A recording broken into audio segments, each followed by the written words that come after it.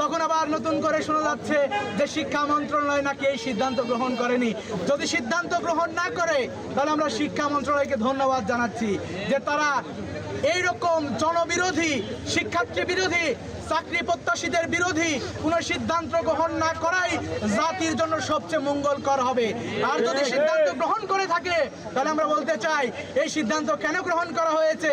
এই সিদ্ধান্ত এই জন্য গ্রহণ করা হয়েছে যেন তৃণমূলে প্রত্যেকটি স্কুল কলেজে দলীয়ভাবে তাদের গভর্নিং বডি গঠন করার মাধ্যমে যারা 17 বছর না খেয়ে রয়েছে, যারা ক্ষুধার্ত রয়েছে, যারা দুর্নীতি করতে চায় কিন্তু দুর্নীতির মঞ্চ খুঁজে পাচ্ছে না, তাদেরকে দুর্নীতির মঞ্চ খুঁজে দেওয়ার জন্যই স্কুল এবং কলেজের গভর্নিং বডির মাধ্যমে নিয়োগ প্রক্রিয়া নতুন করে চালু করার দুঃসাহস দেখানো হয়েছে। আমরা দেখেছি দলের বড় বড় নেতারা যখন নির্বাচনে অংশগ্রহণ করতে পারেনি তখন এই সরকার তাদেরকে বিভিন্ন জায়গায় প্রশাসক হিসেবে নিয়োগ করে তাদের মনকে খুশি করতে তারা বাধ্য হয়েছে।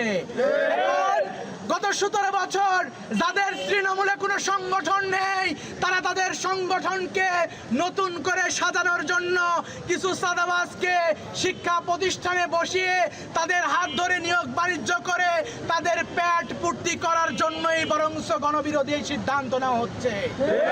আমরা উদারতভাবে সরকারকে আহ্বান রাখতে চাই, আপনি ইতিমধ্যেই পর্যাপ্ত গণবিরোধী সিদ্ধান্ত আপনারা নিয়েছেন। জেলা প্রশাসক থেকে শুরু করে প্রত্যেকটি জায়গায় আমরা দেখেছি সেখানে প্রশাসক নিয়োগ করার মাধ্যমে এমন কোনো শূন্য স্থান রাখেন নাই যেখানে সাদাবাজ আর লুটেদেরকে বসানোর অপচেষ্টা চালানো হয় নাই।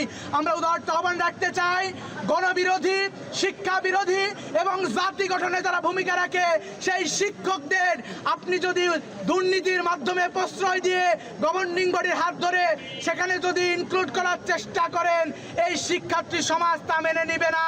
ঠিক যেমনিভাবে কোটা প্রথার বিরুদ্ধে আমরা রাজপথে নেমে এসেছিলাম, খুনি হাসিনার যে পরিণতি হয়েছে সেখান থেকে শিক্ষা গ্রহণ করুন। কোটা প্রথার বিরুদ্ধে যেভাবে আন্দোলন হয়েছিল এই কমিটির বিরুদ্ধে সেইভাবে আন্দোলন আমরা চলমান রাখবো ইনশাআল্লাহ।